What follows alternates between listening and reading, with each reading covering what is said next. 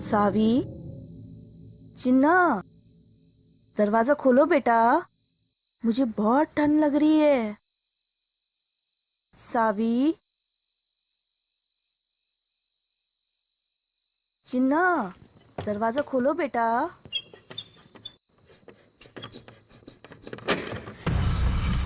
सावी, ये क्या कर रही थी तुम? दरवाजा क्यों खोल रही थी? हाँ?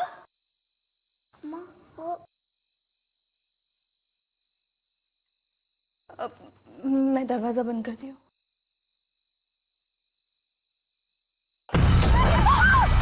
सावी, सावी भाग जाओ, सावी छुप जाओ, बाहर नहीं आना, छुप जाओ।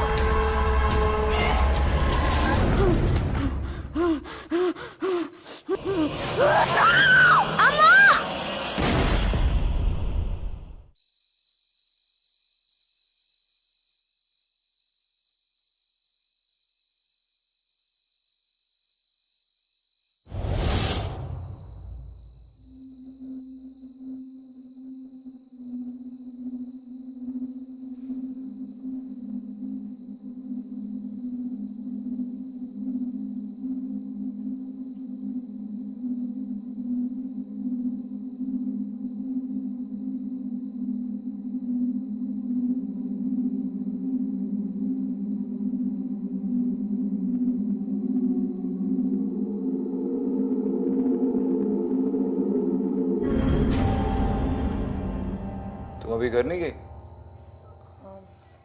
नहीं, वो मैं एक केस पर रिसर्च कर रही थी। ये देखो, आज पेपर में गोवा में हुए एक रीसेंट डेथ का आर्टिकल आया था। विक्टिम की बॉडी उसके घर से मिली और बॉडी पे बहुत सारे स्क्रैचेस और कट्स थे, जैसे किसी जानवर ने उस पर अटैक किया।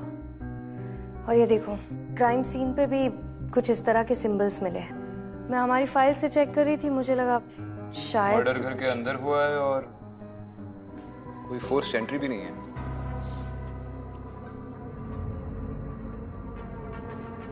और ये सिंबल्स सुबह की पहली फ्लाइट से निकलते हैं। We should check this out. मैं दत्त सर को इन्फॉर्म करता हूँ।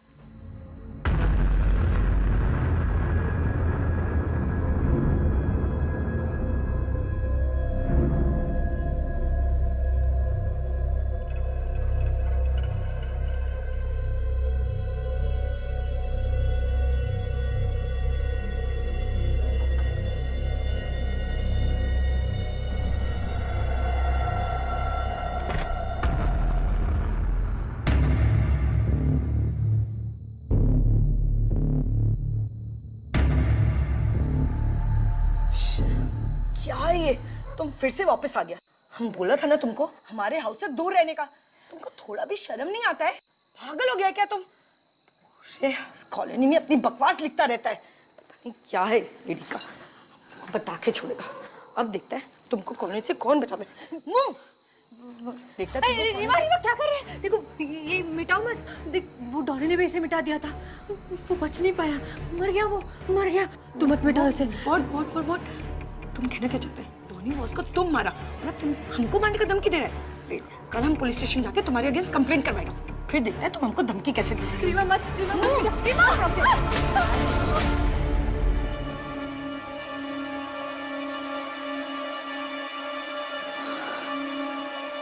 अच्छा हुआ। Mad woman. टीना, तुम काय को खड़ा है? कल स्कूल जाना है ना? Go and sleep. गो गो बेटा। एंड यू वापस नहीं आने का हमारे घर।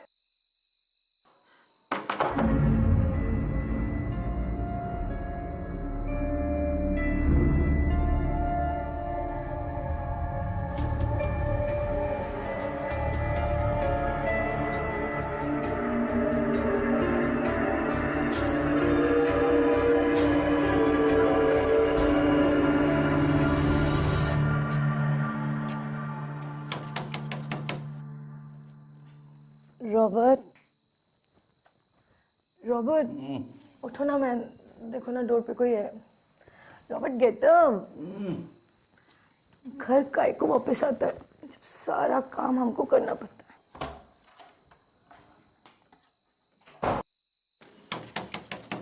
रीमा, कौन है? Who's there? रीमा मैं तुमसे बात करने आई हूँ। मुझे तुम्हें सॉरी बोलना है। प्लीज दरवाजा खोलो। फिर से वापस आ गया। आज इसको नहीं छोड़ेगा मैं। आज तो इसको बता के रहेगा। छोड़ेगा नहीं हम तो।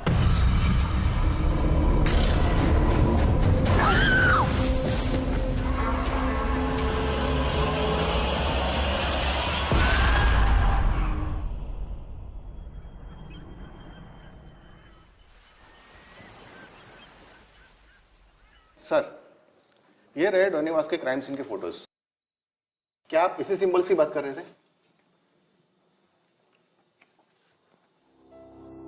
विक्रांत, ये सिंबल्स तो बिल्कुल अलग है।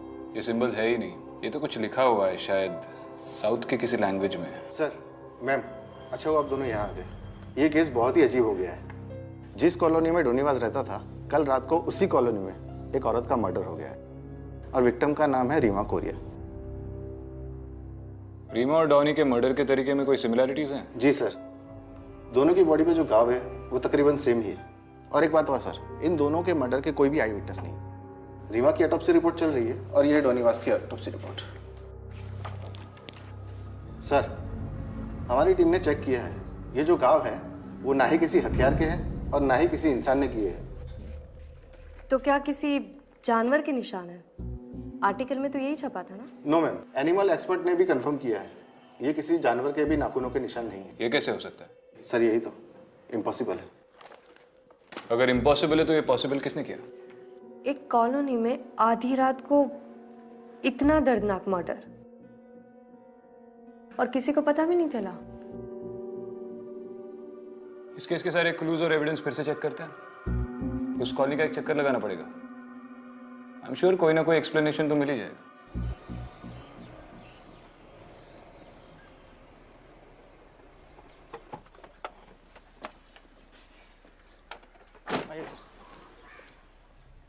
यही है फर्स्ट विक्टिम डोनीवास का घर। उसका डेथ के बाद उसका पूरा फैमिली ये कंट्री छोड़ के चला गया है।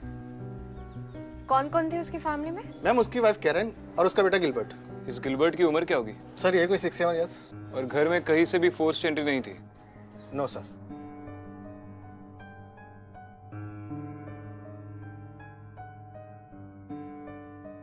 ये डेफिनेटली साउथ की कोई लिपि है, सिंबल्स नहीं है। और तुमने देखा हर घर के बाहर ऐसा ही कुछ लिखा हुआ है।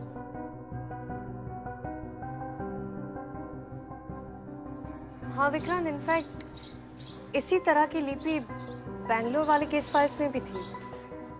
बैंगलोर केस? 1919 के बैंगलोर मर्डर। उस वक्त भी क्राइम सीन पर इसी तरह की लिपि में कुछ लिखा मिला था। सर, और जितनी भी बॉडीज मिली उस पर क्लॉ मार्क्स थे, जैसे कि रीमा और डॉनी की बॉडी पर मिले। तो हो सकता है कि किलर ने फिर से अटैक करना शुरू कर दिया। Serial killings. सर, यही है रीमा का घर।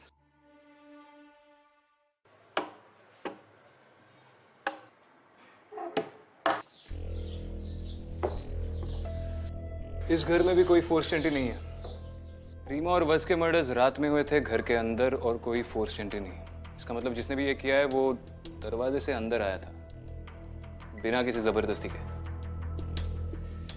पॉसिबल है कि वो दोनों मर्डरर को जानते थे। एक बार वो बैंगलोर वाला एंगल भी पता कर लेते हैं। एक काम करो, अगर इस सोसाइटी में और आसपास के सारे लोगों से पूछताछ करके पता लगा लो कि 1990 के करीब इनमें से कोई बैंगलोर में था या नहीं, शायद उससे कोई लीड मिले। जी सर। सर बैंगलोर कहाँ सर? अब मिसेस राव को रेड हैंडेड पकड़ो सर और जेल में डालो सर। लेकिन अब ऐसा क्यों कह रहे हैं मिस्टर कोरिया? पूरी बात बताइए। Sir actually my wife Reema और मिसेस राव को है ना कल झगड़ा हुआ था। My wife told me sir, और I am very sure sir उसी ने मारा मेरी वाइफ को सर। ये मिसेस राव रहती कहाँ है? यही मैडम, यही है उसका घर।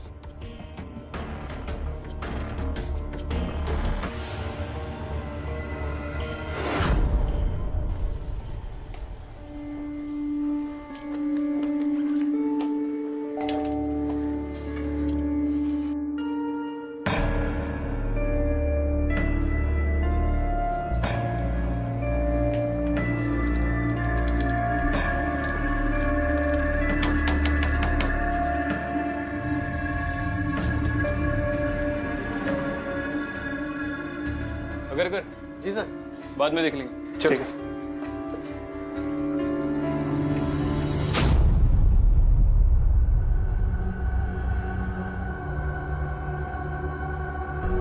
अदिति,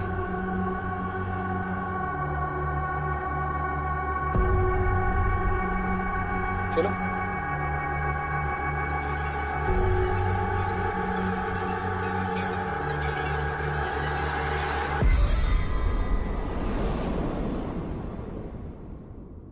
दरवाजा क्यों खोल रहे थे? मैंने मना किया था ना, दोबारा मत करना।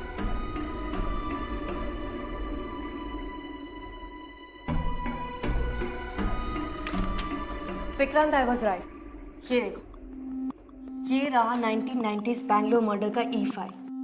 ये किसी से लिपि से जुड़ा हुआ है। और तुम सही कह रहे थे, ये सिंबल्स नहीं है, कन्नड़ लैंग्वेज में लिखा हुआ एक वर्ड है, नालेबा, जिसका मतलब है कल आना। नालेबा। नालेबा, नालेबा, नालेबा, नालेबा, नालेबा। 1993 के मर्डर्स के बाद बैंगलोर के लोग अपने घर के बाहर दरवाजे पे ये नालेबा लिखने लगे। उनको लगता था कि ऐसा करने से वो लोग बच जाएंगे, उनकी मौत टल सकती है। तो बैंगलोर के मर्डर्स का हमारे केस के साथ कनेक्शन है। एक और बात, बैंगलोर विक्टिम में से एक औरत शुभ लक्ष्मी पे हुए अटैक को उसकी बेटी ने देखा था। उस 7 साल की बच्ची का नाम था सविता। ये रही उसकी फोटो।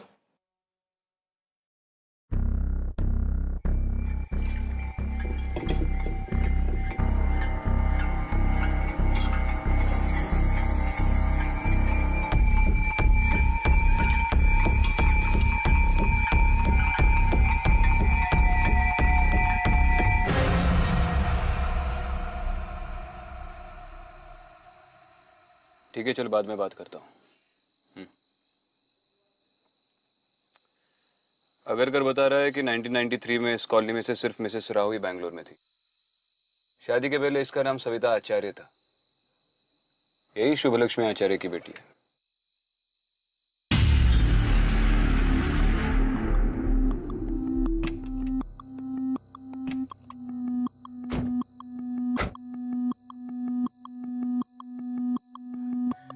मन्नू,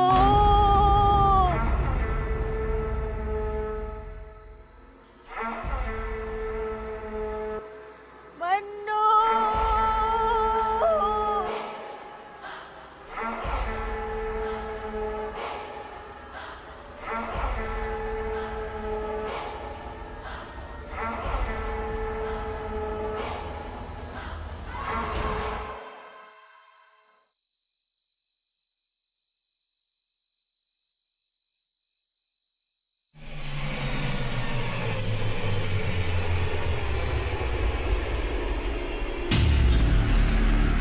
नालेबा नालेबा ने तो दिमाग खराब कर दिया यार। अरे तुम यहाँ क्या कर रही हो? वहां पे वो सविता घरों के बाहर नालेबा लिख रही है। चलो।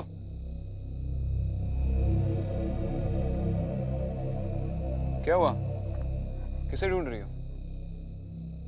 विक्रांत, अभी यहाँ पर एक औरत खड़ी थी, यहीं पर थी वो, एकदम बिल्कुल मेरे सामने थी मतलब कहाँ गई? वही तो, अचानक से कहाँ चली गई? वहम होगा तुम्हारा। चलो।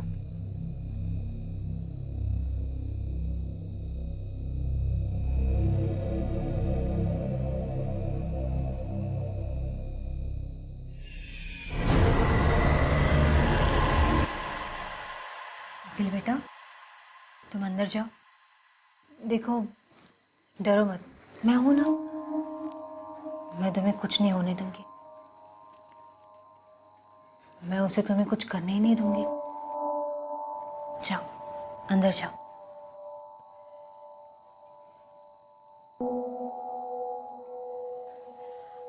ऑफिसर, मैंने कोई गलती नहीं की है। हम ये नहीं कह रहे कि आपने कुछ गलत किया है, हम बस 2-3 सवाल पूछना चाहते हैं। आप कॉलोनी में सबके घर के बाहर ये सब क्यों लिख रही है? मैं ये सबको सेफ रखने के लिए कर रही हूँ। मैंने रीमा को भी बताया था, पर उसने मेरी बात ही नहीं मानी। उसके दरवाजे पे मैंने जो लिखा था, वो अगर वो नहीं मिटाती तो आज जरूर जिंदा होती। अब दरवाजे के बाहर जो ये नालेबा लिखती है, उसका मतलब क्या है? बचपन में मेरी अम्मा मुझे एक कहानी सुनाती थी। बेटा, उसे कभी घर पे नहीं आने देना। पता है, जब वो जिंदा थी ना, तब वो बहुत बच्चों को खा गई थी, लेकिन अब वो वापस भूत बन के आई है, और वो भी 30 साल बाद। अगर तुमने उसे वापस आने दिया घर पे, तो वो तुम्हें भी खा जाएगी। ऐसा क्यों अम्मा? पता नहीं बेटा, कहते हैं कि कुछ साल पहले उसका बेटा गुम हो गया था, फिर वो पागल हो गई, लेकिन अब वो वापस आके सबके घर में जाती है और पूछती है कि मेरा बेटा है क्या, और अगर किसी ने मना कर दिया तो वो उन्हें मार देती है। लेकिन बेटा, तुम इस सब से बच सकती हो। अगर वो आए ना, तो तुम कह देना नालेबा। ठीक है बेटा? मैंने कभी सोचा नहीं था कि मेरी अम्मा की कही वो कहानी एक दिन सच निकलेगी, कि वो एक कहानी मेरी जिंदगी की सबसे दर्दनाक सच्चाई बनेगी। और मैंने दरवाजा खोल दिया, मैंने उसे अंदर आने दिया, और उसने मेरी अम्मा को।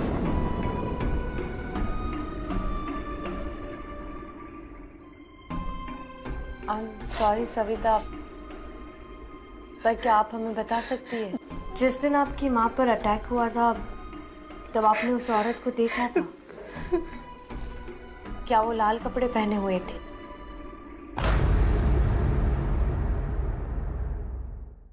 हाँ, उस दिन मैं तो बच गई, पर वो मेरी अम्मा को ले गई।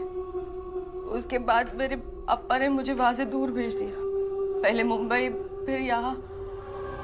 पूरी जिंदगी में बस उसके डर में जीती रही, और अब वो वापस आ गई है। हर रात मुझे उसकी आवाज सुनाई देती है। वो यहाँ दरवाजे के बाहर मेरा इंतजार करती है। मैं अगर दरवाजे के बाहर नालेबा ना लिखूं ना, तो मुझे जिंदा नहीं छोड़ेगी, मार डालेगी मुझे। इसलिए मैं। सविता, अगर वो आपको मारना चाहती है, तो फिर आपके पड़ोसियों पर क्यों हमले हो रहे? पता नहीं, पर उस वक्त भी ऐसे ही हुआ था। उसने सिर्फ मेरी अम्मा पर हमला नहीं किया था, बाकी कई लोगों पे किया था, छोटे बच्चों पे भी किया था। तभी मेरे अप्पा ने सबको बताया कि अगर हम घर के बाहर नालेबा लिखेंगे तो वो हमें तकलीफ नहीं पहुंचाएगी, वो हमें नहीं मारेगी। सबने वैसे ही किया, सबने अपने घर के बाहर नालेबा लिखा, और फिर वो हमें तकलीफ देना उसने बंद कर दिया। वो हादसे भी बंद हो गए। तो दरअसल रीमा की जान बचाने के लिए आप उसके घर के बाहर ये सब लिख रही थी? हाँ,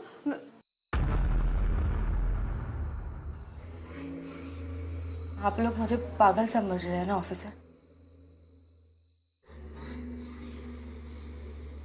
पर मैं इसे मानती हूँ। नालेबा लिखने या कहने से मौत टल जाती है। क्यों, कैसे, ये सब मैं नहीं जानती, पर पर यही सच है। मैं बस सबको सेफ रखना चाहती हूँ और ये मेरी जिम्मेदारी है।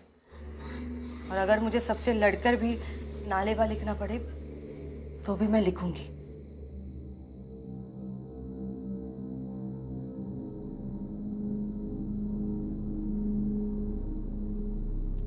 लेकिन आपके अप्पा को कैसे पता चला कि नालेबा लिखने से आप बच सकती हैं? पता नहीं, मैंने कभी उनसे पूछा नहीं, उन्होंने भी बताया नहीं। एक और बात सविता, इस कॉलोनी में कोई मन्नू नाम का रहता है? मन्नू? नहीं, इस नाम का तो यहाँ कोई नहीं रहता।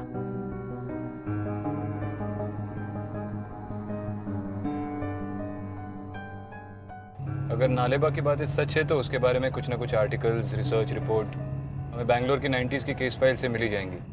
लेकिन सविता का बैकग्राउंड चेक करना पड़ेगा। उस पूरी कॉलोनी में वो अकेली बैंगलोर से है जहाँ ये सारे मर्डर्स हुए थे। रीमा और सविता का जिस रात झगड़ा हुआ उसी रात रीमा का मर्डर भी हो गया। इतनी सारी चीजें सिर्फ एक कोइंसिडेंस नहीं हो सकती। विक्रांत, सविता सच बोल रही है। मैंने उसकी आंखों में वो डर देखा है और मैं जानती हूँ कि उस कॉलोनी में जरूर कुछ ना कुछ है। हाँ, कुछ ना कुछ तो है। और फैक्ट्स ही देख, 1990s के मर्डर और अब के मर्डर में कितनी सारी चीजें कॉमन है। और उस वक्त सविता सिर्फ 7 साल की थी। इतनी छोटी बच्ची और serial killing, it's highly unlikely. और वो दोनों लोग जो मारे गए थे, रीमा और डॉनी, सिर्फ उन दोनों के डोर से ही वो राइटिंग साफ की गई है। और वो राइटिंग्स भी सविता ने लिखी थी। देखो, मैं ये नहीं कह रहा कि वो बैंगलोर के मर्डर्स सविता ने किए हैं। और जिस लड़की ने इतनी कम उम्र में अपनी आंखों के सामने माँ का मर्डर देख लिया हो, सोचो वो कितने ट्रॉमा से गुजरी होगी। और सविता ने हमें सिर्फ एक कहानी सुनाई है। हमें उसके अप्पा से बात करनी चाहिए।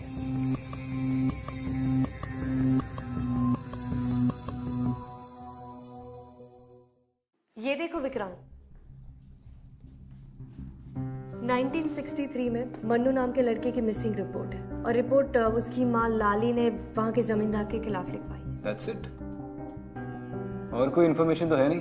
बच्चा मिला या नहीं, या फिर फैमिली से रिलेटेड कोई इन्फॉर्मेशन? आई थिंक हमें बैंगलोर से 1963 से लेके 1993 तक की मन्नू, लाली और जमींदार से रिलेटेड फाइल्स मंगवानी चाहिए। मंगवा लो।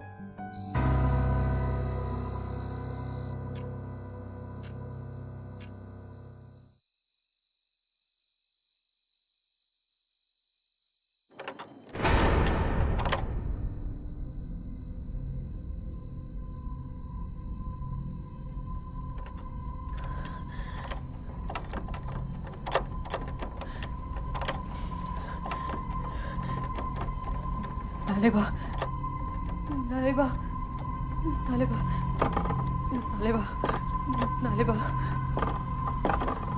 नालेबा, नालेबा, नालेबा।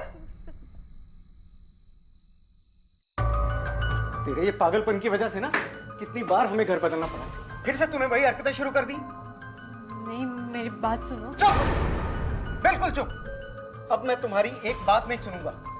तेरे कारण घर में पुलिस आई ना पुलिस। क्या चाहती है? जेल जाना चाहती तू?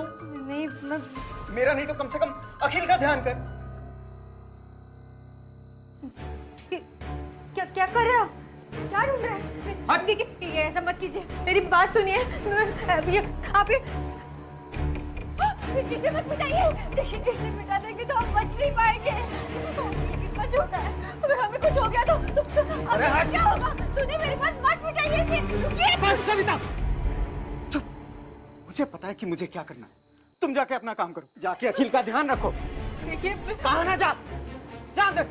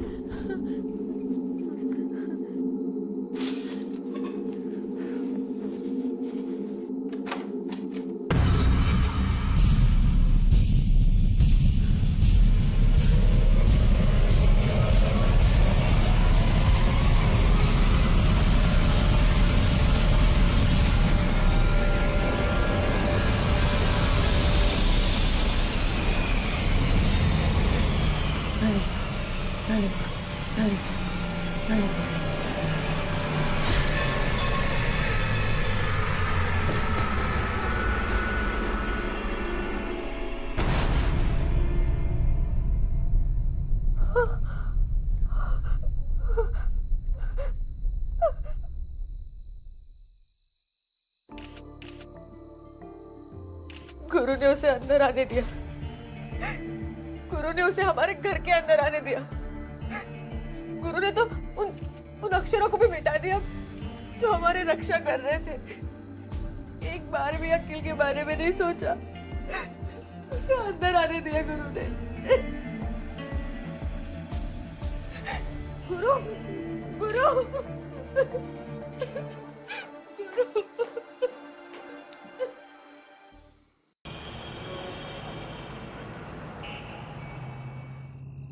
अब तुम भी मानती हो ना कि सविता बेकसूर है?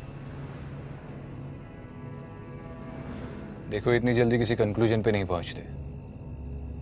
कॉलोनी में सबने स्टेटमेंट दिया है कि सविता और गुरु का रोज झगड़ा होता था और कल रात का झगड़ा तो बहुत देर तक चला। तो तुम्हें लगता है कि सविता ने उसके हस्बैंड पर अटैक किया? पर वो तो कमरे के अंदर बंद थी। लेकिन अब तक उन्हीं लोगों पर अटैक हुआ है जिनका सविता के साथ झगड़ा हुआ था। और डॉनी? तुम्हें कैसे पता कि डॉनी के साथ उसका झगड़ा नहीं हुआ था? शायद उस बात का किसी को पता ना चला। और तुम्हें सच में लगता है कि अपनी दरवाजे की दीवार से नालेबा हटाने की वजह से इन लोगों की मौत हुई है? आई नो ये अजीब है, पर पिछले कुछ महीनों में हमने ऐसी बहुत सारी चीजें देखी है जो समझ से परे है। तो हो सकता है कि सविता की... देखो अदिति, मैं मानता हूँ कि पिछले कुछ महीनों में हमने काफी अजीब चीजें देखी है, लेकिन हम हर केस को शुरू से इस नजरिए से नहीं देख सकते। दुनिया में नॉर्मल क्राइम्स, नॉर्मल क्रिमिनल्स भी होते हैं।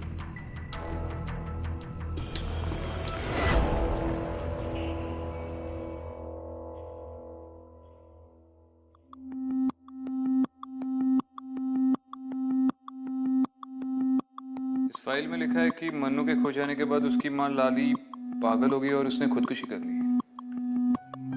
उसकी फोटो है।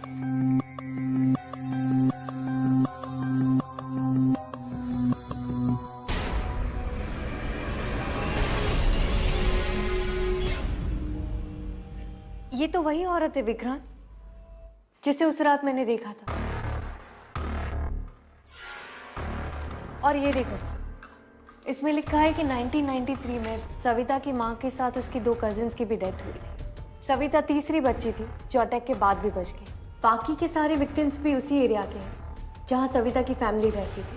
तो हो सकता है कि वो सविता को ढूंढते हुए वापस आई। तो क्या 25 सालों से छुट्टी पे थी? ये सब 25 सालों के बाद क्यों हो रहा है? और अगर सविता और उसकी फैमिली उसका टारगेट है तो फिर उसके पड़ोसियों पे अटैक क्यों कर रही है? वही तो पता लगाना है। सर, एक बैड न्यूज़ है। सविता और उसके बेटे अखिल का एक्सीडेंट हो गया। कौन से हॉस्पिटल?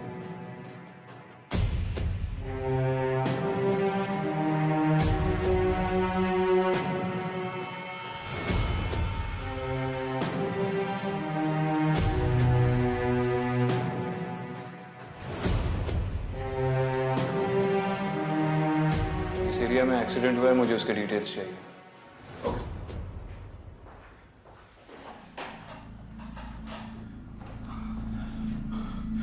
सविता। जी आप? मैं सविता का अब्बा। अखिल बेटा तुम ठीक तो है ना? तुझे ज्यादा चोट तो नहीं आई? ये क्या? मैं एसीपी विक्रांत और ये एसपी अदिति। हम ये केस इन्वेस्टिगेट कर रहे हैं। कुछ इन्वेस्टिगेट नहीं करना है, हमें बस यहाँ से निकलना है। मैं भी अपनी बच्ची को डिस्चार्ज करा के यहाँ से ले जाऊंगा। आप इन्हें ऐसे नहीं ले जा सकते। और वैसे भी सविता इस हालत में ट्रैवल नहीं कर सकती।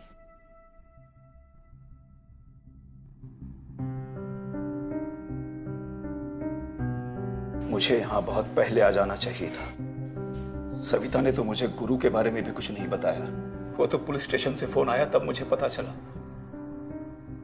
सविता और अखिल को अगर कुछ हो गया तो मैं जी नहीं पाऊंगा। मुझे उन दोनों को यहाँ से दूर ले जाना होगा। दूर जाने से कुछ नहीं होगा मिस्टर राजा, ये आपको भी मालूम है। अगर कुछ होता तो सविता के इतने बार घर बदलने से प्रॉब्लम ही सॉल्व हो जाता। देखिए, इन अटैक्स को रोकने के लिए यहीं रुककर उसका सामना करना होगा। एंड आई एम श्योर आप इसमें हमारी मदद कर सकते हैं। क्या करना होगा मुझे? आप किसी मन्नू को जानते हैं? उसकी माँ का नाम लाली। मुझे हमेशा से ही लगता था कि लाली वापस आएगी, पर मैं किससे कहता?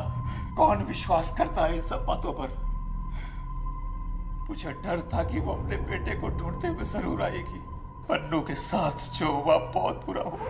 काश मैंने उस वक्त कुछ किया होता तो आज मेरी बेटी की जिंदगी और उसका परिवार बच जाता।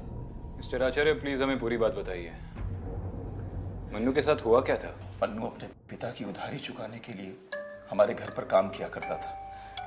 मेरे अप्पा बहुत क्रूर थे। मन्नू 7 साल का था। अप्पा घर का सारा काम उससे करवाते थे। बीमार पड़ गया बच्चा। मन्नू की माँ मन्नू को ले जाने के लिए रोज हमारे घर आती थी, पर मेरे अप्पा कोई ना कोई बहाना बनाकर उसे रोज भेज दिया करते थे, ये कह के कि कल आना। मन्नू की माँ ने मन्नू को बचाने के लिए बहुत से लोगों से मदद मांगी, लेकिन अप्पा के डर से किसी ने मन्नू को बचाने की कोशिश नहीं की। और एक दिन अचानक मन्नू गायब हो गया। मन्नू, मन्नू, मन्नू! फिर मन्नू कभी मिला ही नहीं? नहीं, पर मेरे अप्पा के आखिरी दिनों में मैंने उन्हें खेत के पास वाली झील के बारे में बोलकर रोते हुए सुना। तब मुझे यकीन हो गया कि मेरे अप्पा ने ही मन्नू को, उसकी मां बिल्कुल पागलों जैसी हो गई थी। लोगों के घरों पर दस्तक देकर अपने बेटे को ढूंढा करती थी, और लोग उससे कहते कि कल आना। नालेबा। फिर एक दिन पता चला कि लाली ने खुदकुशी कर ली, लेकिन मरते हुए वो ये कह गई, किसी को जिंदा नहीं छोड़ूंगी, सबका खून बहाऊंगी, किसी के बच्चे को नहीं छोड़ूंगी। उसके बाद से मेरे परिवार के, पड़ोस के बच्चे, और फिर सविता की मां की मौत।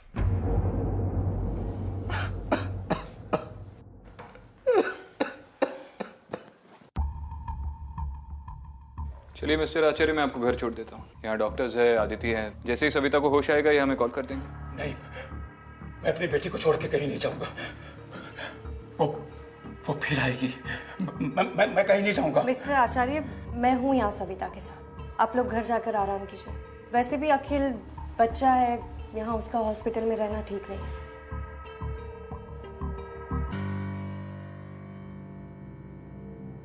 अखिल,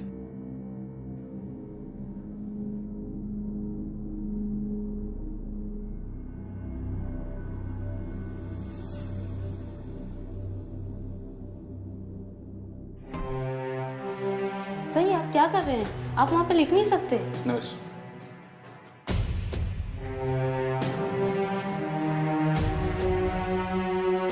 देखिए, इसे मिटाइएगा मत। अगर कोई चार्ज लेना है तो आप ले लीजिए, पर ये लिखा रहने दीजिए।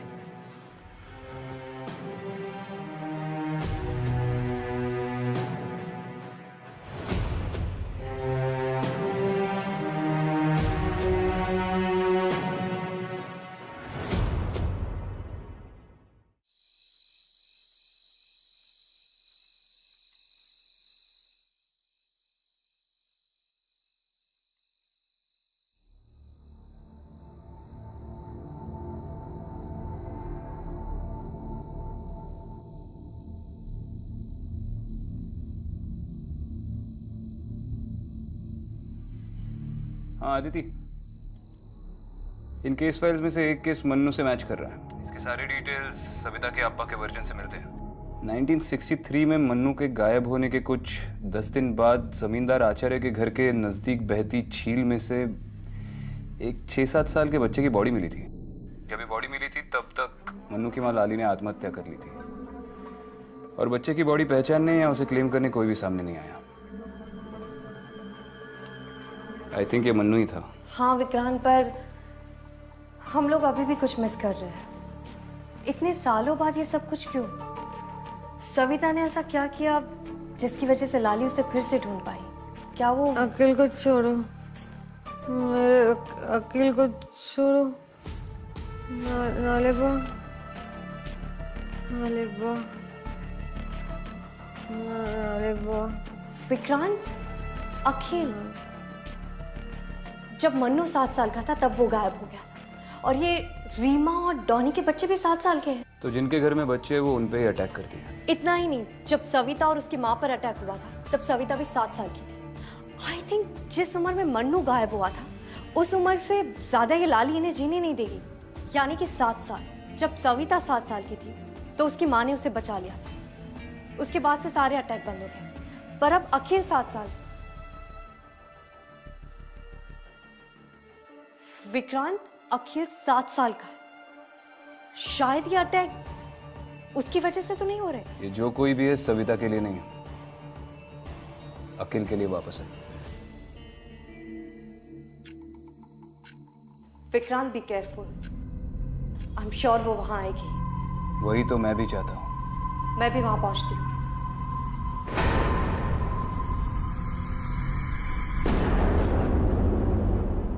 कहाँ है मेरा अकिल?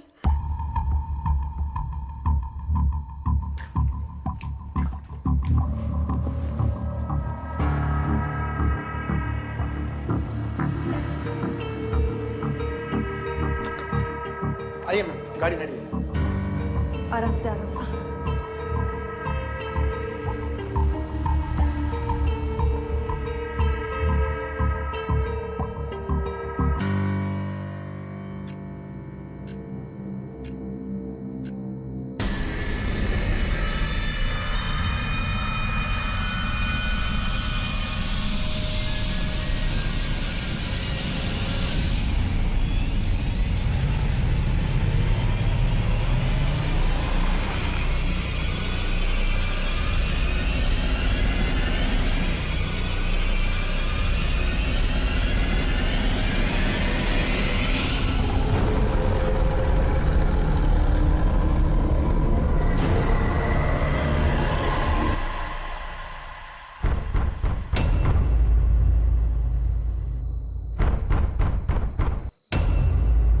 अगर कर जल्दी चलो, फास्ट।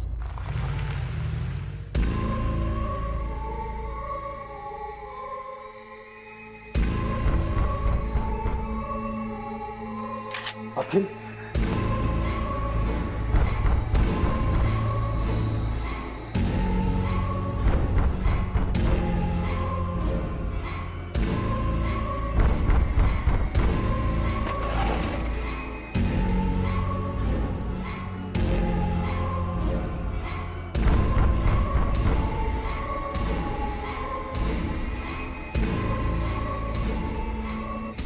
प्लीज प्लीज दरवाजा मत खोलिए, दरवाजा मत खोलिए। अगर वो अंदर आ गई तो हम सब मारे जाएंगे। वैसे भी कौन से जिंदा है आप? आज तो ये प्रॉब्लम खत्म ही करनी पड़ेगी। देखिए ये गलती गुरु ने की थी, प्लीज आप बात समझ नहीं रहे हैं। मेरी चिंता भले ही मत कीजिए, अखिल का सोचिए। क्या हुआ? मैम गाड़ी बंद पड़ गई।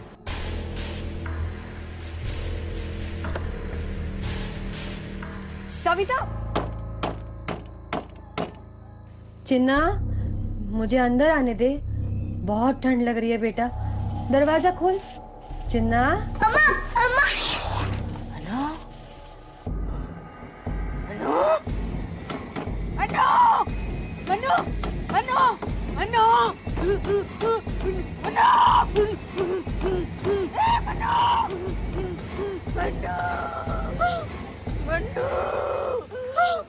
अखिल, अखिल दरवाजा मत खोलना।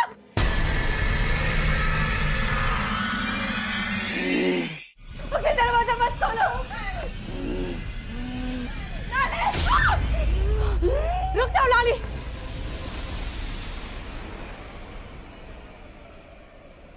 ये सब करने से तुम्हारा मन्नू वापस नहीं आएगा। तुम्हारा मन्नू दूसरी दुनिया में जा चुका है। लाली, तुम्हारा मन्नू मर चुका है।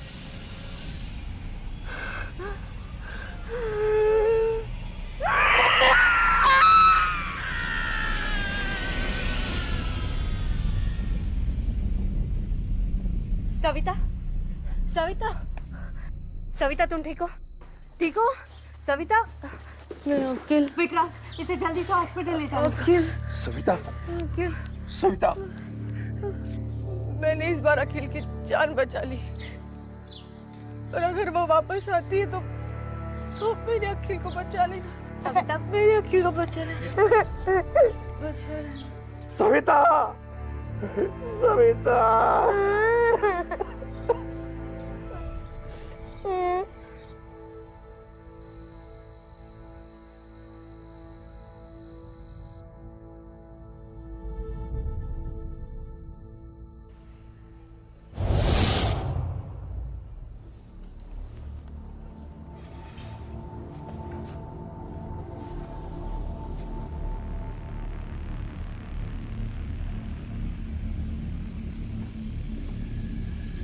कॉफी? क्या सोच रही हो?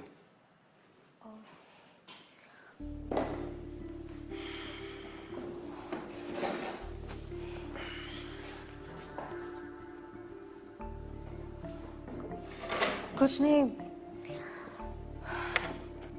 मैं बस सोच रही थी कि लाली हमेशा के लिए अपने मन्नू के पास चली गई होगी या अपने बदले के लिए फिर वापस आएगी। मुझे कहीं ना कहीं डर है कि उसका साया अखिल के परिवार पर हमेशा मंडराता रहेगा।